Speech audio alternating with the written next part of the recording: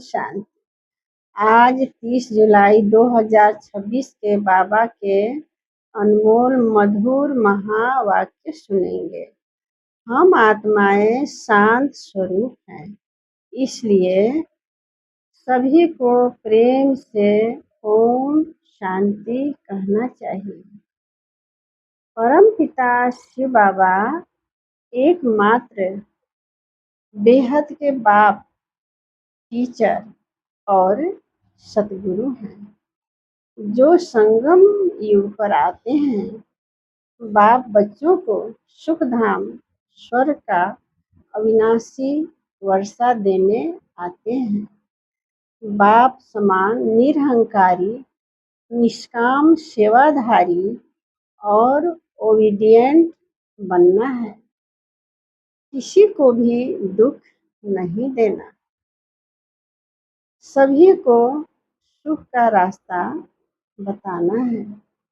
मन मना भव की याद ही विकर्मों का विनाश करने वाली संजीवनी बूटी है।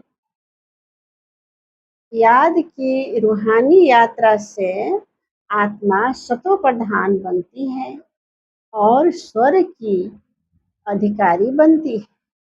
शिव बाबा निराकार और अभोक्ता हैं, फिर भी रिगार्ड स्वरूप उन्हें पहले भोग लगाया जाता है। श्रीमत पर चलकर श्रेष्ठ दुनिया का अधिकारी बनना है। गृहस्थ में रहते हुए पवित्रता और याद के साथ जीवन बिताना है। बाप और वर्षे को याद करना ही सबसे सहज और श्रेष्ठ पुरुषार्थ है। रूहानी यात्रा में रहकर स्वयं भी कल्याण करना है और दूसरों का भी कल्याण करना है। सुनते हैं बाबा के अनमोल मधुर महावाक्य। बाबा कहते हैं, मीठे बच्चे, बाप जैसा निरहंकारी और निष्काम सेवाधारी कोई नहीं। सारे विश्व की बादशाही बच्चों को देकर खुद वानप्रस्थ में बैठ जाते हैं। प्रश्न है, बाप का कौन सा पैगाम तुम्हें सारे विश्व को बताना है? उत्तर है, सभी को बताओ कि तुम दुखहर्ता सुखकर्ता के बच्चे हो। तुम्हें कभी भी किसी को दुख नहीं देना है। तुम सुखदाता बाप को याद करो, उन्हें फॉलो करो, तो आधा कल्प के लिए सुख धाम में चले जाएंगे। यह पैगाम सबको देना है। जो इस पैगाम को जीवन में धारण करेंगे, वह 21 जन्मों के लिए माया की बेहोशी से छूट जाएंगे। गीत है, हमारे तीर्थ न्यारे हैं। ओम शांति। मीठे मीठे रूहानी बच्चे, इस गीत का अर्थ तो समझ गए। हम आत्माओं का वह बाप है, मुख्य है ही आत्मा। अभी तुम बच्चे जानते हो, हमारी आत्मा परमपिता परमात्मा के सम्मुख बैठी है। तुम्हारी सोल सुप्रीम सोल के सामने बैठी है। तुमको तो अपना शरीर है, इनको लोन लिया हुआ शरीर। गुरु लोग मनुष्यों को यात्रा पर ले जाते हैं। भक्ति मार्ग के ढेर गुरु हैं। भारत में तो स्त्री अपने पति को भी गुरु ईश्वर समझती है। बाप बच्चों को समझाते हैं, तुम बच्चे हो ना, समझते हो हम बेहद के बाप के बच्चे हैं। बेहद का वर्षा फिर से लेने आए हैं। अभी हमें सदगति को पाना है, यह तो निश्चय है ना। सारी दुनिया दुर्गति में है, पतित पावन होने के लिए बुलाते हैं। तो भारत में इतने ढेर के ढेर गुरु हैं। कोई को 100 फॉलोअर्स, कोई के 500, कोई के 50 भी होते हैं, कोई के लाखों करोड़ों भी होते हैं। जैसे खोजों का आगाखा गुरु हैं, कितने उनके फॉलोअर्स हैं, कितना उनको रिगार्ड देते हैं। फिर भल कुछ भी करने वाला हो, लेकिन उनका मान कितना है। भक्ति मार्ग में गुरु अनेक है, फिर वह भी नंबरवार होते हैं। कोई की कमाई पद्मों की होती है, आगाखा की कमाई बहुत है। उनको हीरो में तौलकर दान किया था। उनके शिष्यों ने एक तरफ हीरे, दूसरे तरफ उनका गुरु। हीरे दान करते हैं, कितने हीरे होंगे। आजकल सोने में तो बहुतों को वजन कर देते हैं।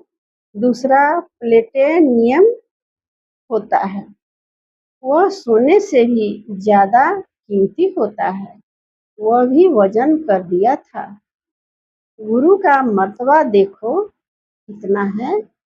ऐसे गुरु लोग तो ढेर हैं।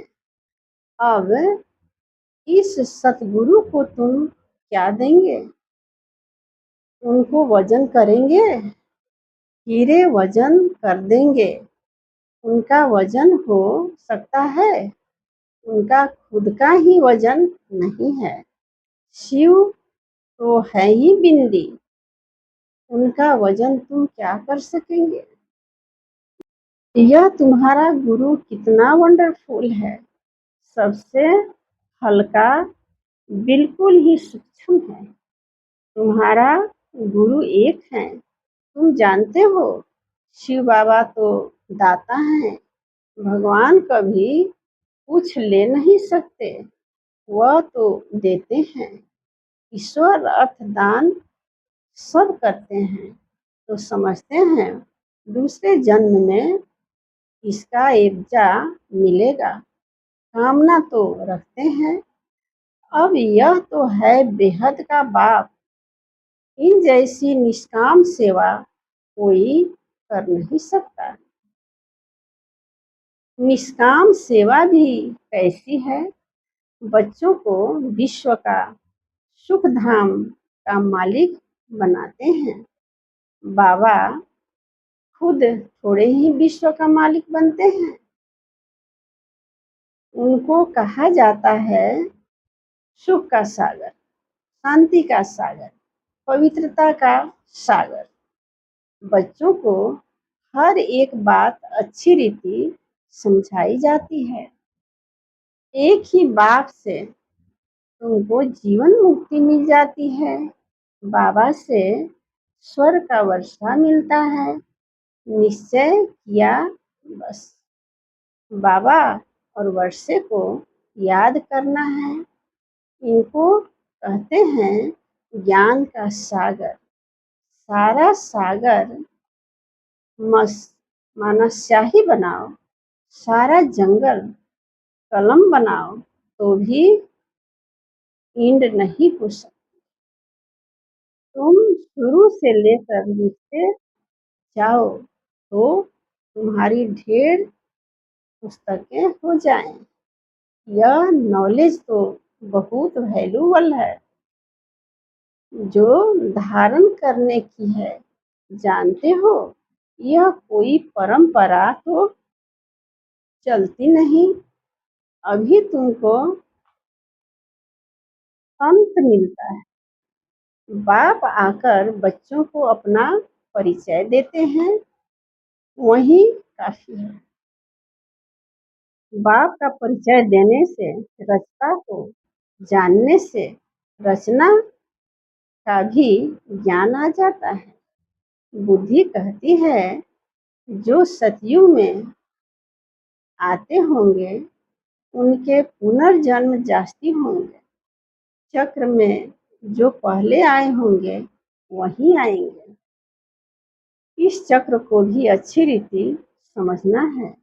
गीत में भी सुना हमारे तीर्थ न्यारे हैं। वह तो जन्म जन्मांतर तीर्थ यात्राएं आदि करते आए हैं। यह सिर्फ तुम्हारी एक जन्म की यात्रा है। इस रूहानी यात्रा में जरा भी कोई तकलीफ नहीं। ज्ञान देने वाला एक ही सतगुरु है। सदगति तो किसी की भी होती नहीं। वह है सुप्रीम ज्ञान का सागर। सर्व की सदगति हो जाती है। बाकी क्या चाहिए? तत्व भी सतो प्रधान हो जाती है। यहाँ तमो प्रधान है तो वायु आदि भी ऐसी ही तमो प्रधान होती है। कितने अर्थक्वेक आदि होते हैं। सतयुग में तो कोई भी दुख देने वाली चीज नहीं होगी। बाप है ही दुख हरता सुख करता। तुम उनके बच्चे हो।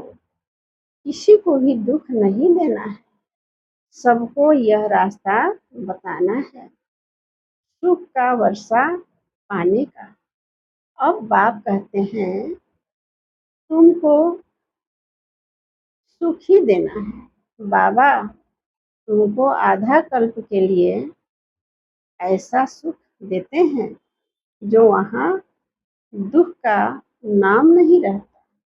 तुम जानते हो बाप से 21 जन्मों का वर्षा पाने हम यहाँ आए हैं। तुम स्टूडेंट हो ना। तुम्हारी दिल में है कि शिव बाबा से स्वर्ग का सुख लेने हैं तो सब दुख दूर हो जाएंगे। बाबा हमको संजीवनी बूटी देते हैं सूरजीत होने के लिए। फिर 21 जन्म कभी मूर्छित नहीं होंगे। वह संजीवनी बूटी है मन मना भव। सर्व का सदगति दाता एक ही बाप है। उनको निराकार निरहंकारी कहा जाता है।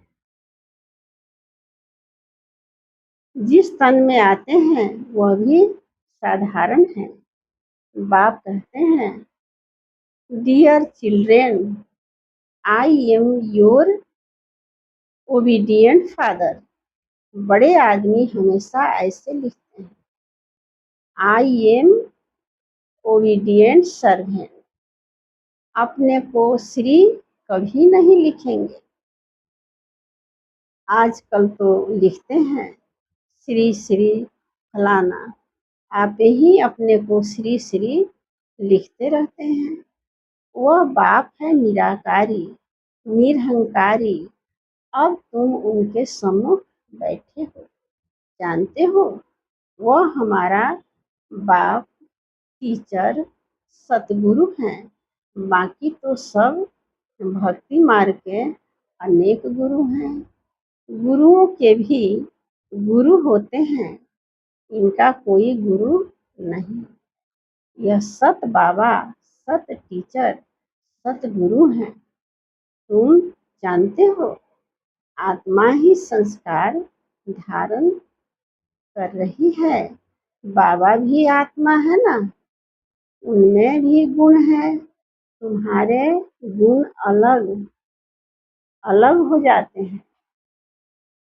इस समय जो गुण तुम्हारे में है वही बाप के हैं। फिर सतयुग में तुम्हारे दैवी गुण हो जाएंगे।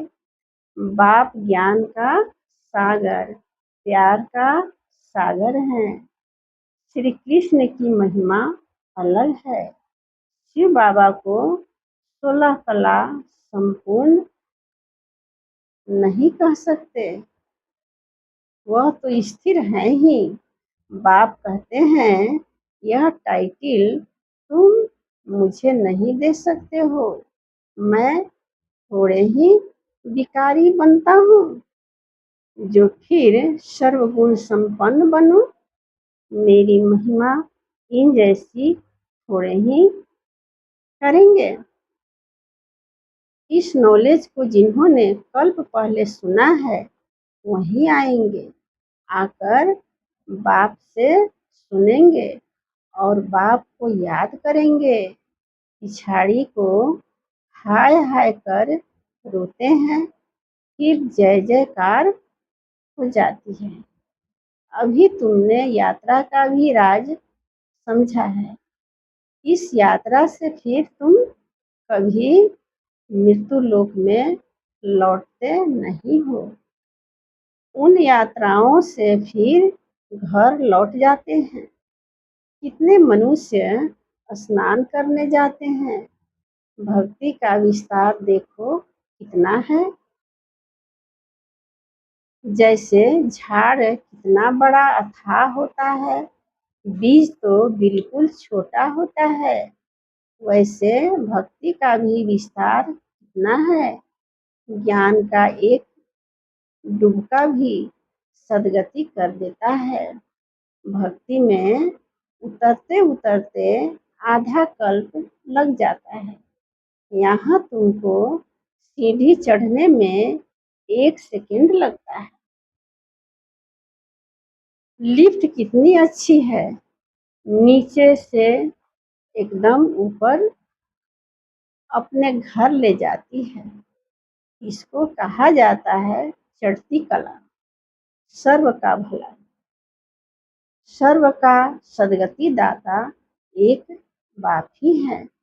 अब ज्ञान भक्ति का फर्क देखा। ज्ञान भक्ति वैराग्य है ना, सन्यासियों का है हद का वैराग्य। बाप ने समझाया है वैराग्य 2 प्रकार का है। एक है हद का वैराग्य जिससे कोई सदगति नहीं होती। दूसरा है बेहद का वैराग्य जिससे तुम्हारी सदगति हो जाती है। अभी सदगति के लिए तुम बच्चों को श्रीमत मिलती है श्रेष्ठ से श्रेष्ठ बनने की। अब श्रेष्ठ दुनिया की स्थापना हो रही है श्रीमत पर। यह भ्रष्ट दुनिया रावण की मत पर बनी है। हम श्रेष्ठ बन रहे हैं, यह बातें तुम ही जानो। दुनिया बिल्कुल नहीं जानती है। तुम्हारे लिए तो कहते हैं यह ब्रह्मा कुमारियां विनाश कराने वाली है। सचमुच विनाश तो होना ही है, इससे ही तो कल्याण होना है। कल्याणकारी बाप आते हैं तो महा भारी लड़ाई लगती है। कहेंगे हमने कहा था ना कि ब्रह्मा कुमारियां विनाश करेगी। बरोबर विनाश तो होना ही है। पुरानी दुनिया विनाश होगी, हम नई दुनिया स्थापन करते हैं। पुरानी के बाद नई जरूर है ही। कल्प कल्प विनाश होता है, तभी भारत में स्वर्ग के द्वार खुलते हैं। परंतु वे लोग समझे कैसे? आगे चलकर बहुत समझेंगे। बाप जब आते हैं तो पुरानी दुनिया सारी स्वाहा हो जाती है। तुम्हारा यह यज्ञ तो वंडरफुल है जिसमें आहुति पड़ती है। यह भी तुम जानो और न जाने कोई। विजय तो पांडव की होनी है और सब खत्म हो जाएंगे। बाकी तुम पांडव रहते हो, फिर नई दुनिया में राज्य करते हो। यह नॉलेज बड़ी वंडरफुल है। सबका दुख हरता, सुख करता, सदगति देने वाला एक ही बाप है। कितना मीठा, कितना प्यारा बाप है। कहते आए हो मीठे बाबा, आप जब आएंगे तो आप पर हम वारी जाएंगे। मेरा तो आप दूसरा न कोई। इसका मतलब यह नहीं कि घर बार छोड़ यहाँ आकर बैठेंगे, नहीं। गृहस्थ व्यवहार में भल रहो, 7 रोज का कोर्स ले, फिर कहीं भी जाओ मन मना भव। मुझे याद करो, बाप को याद करना है और वर्षा पाना है। बस याद की यात्रा में रहना है, इससे ही बेड़ा पार है। यह भी तुम जानते हो। पवित्र रहना है, छीछी खाना आदि नहीं खाना है। मुरली तो मिलती ही है, कोई समय मुरली नहीं भी मिलेगी, आफतें आएगी, हंगामा आदि हो जाएगा तो मुरली मिल नहीं सकेगी। तुम इन आँखों से जो कुछ देखते हो वह नहीं रहेगा, सब भस्म हो जाएगा। प्रलय तो होती नहीं, दुनिया तो एक ही है, नई सो पुरानी होती है। न्यू वर्ल्ड ओल्ड वर्ल्ड कहा जाता है। अब तो कहेंगे यह ओल्ड वर्ल्ड है, बाकी थोड़ा समय है। वह कहते हैं कल्प की आयु लाखों वर्ष है, कलयुग के लिए कहते 40,000 वर्ष पड़े हैं। वास्तव में 5,000 वर्ष का चक्र है। तुम्हारी बुद्धि में सारी नॉलेज है, मनुष्य तो बिल्कुल पत्थर बुद्धि है। एक्टर्स होकर ड्रामा के क्रिएटर डायरेक्टर को न जाने तो उनको क्या कहेंगे। वर्ल्ड की हिस्ट्री ज्योग्राफी कैसे रिपीट होती है यह तो जानना चाहिए ना। जो अच्छी रीति जानते हैं, बुद्धि में धारण कर औरों को धारण कराते हैं, वह ऊंच से ऊंच पद पाते हैं। बाप कहते हैं जो नॉलेज मेरे में थी वह अब तुमको दे रहा हूँ। ड्रामा प्लान अनुसार मैं रिपीट करता हूँ। मेरा भी ड्रामा में पार्ट है, भक्ति मार्ग में भी पार्ट बजाया। अब तुमको आकर अपना और रचना के आदि मध्य अंत का परिचय देता हूँ। मैं भी ड्रामा के बंधन में हूँ। मैं आता ही एक बार हूँ अपना परिचय देने और रचना के आदि मध्य अंत का नॉलेज सुनाने। अच्छा, मीठे मीठे सिकी लद्दे बच्चों प्रति माता पिता बाप दादा का याद प्यार और गुड मॉर्निंग। रूहानी बाप की रूहानी बच्चों को नमस्ते। हम रूहानी बच्चों के रूहानी माता पिता बाप दादा को याद प्यार और गुड मॉर्निंग। नमस्ते नमस्ते नमस्ते। शुक्रिया बाबा, शुक्रिया। धारणा के लिए मुख्य सार। पहला पॉइंट है बाप समान ओबीडिएंट बनना है। कभी भी किसी बात में अपना अहंकार नहीं दिखाना है। निराकारी और निरहंकारी होकर रहना है। दूसरा पॉइंट, बाप, टीचर और सतगुरु के कॉन्ट्रास्ट को समझ निश्चय बुद्धि बन श्रीमत पर चलना है। रूहानी यात्रा पर रहना है। वरदान है पुरुषार्थ शब्द को यथार्थ रीति से यूज कर सदा आगे बढ़ने वाले श्रेष्ठ पुरुषार्थी भव। कई बार पुरुषार्थी शब्द भी हार खाने में व असफलता प्राप्त होने में अच्छी ढाल बन जाता है।